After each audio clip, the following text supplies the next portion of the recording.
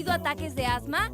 Bueno, aquí tenemos a la banda de asma rockera más famosa del mundo, los Respira Fácil, con otro de sus hits que habla de cómo prevenir los ataques de asma en los niños. ¡Adelante, muchachos!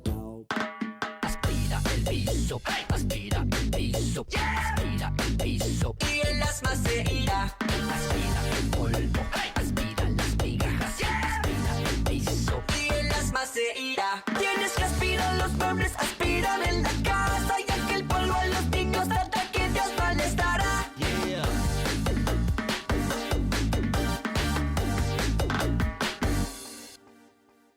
Prevenir los ataques de asma puede ser tan simple como tener tu casa sin polvo ni caspa de animales domésticos. Para más consejos de cómo prevenir los ataques de asma en los niños, visita noattacks.org.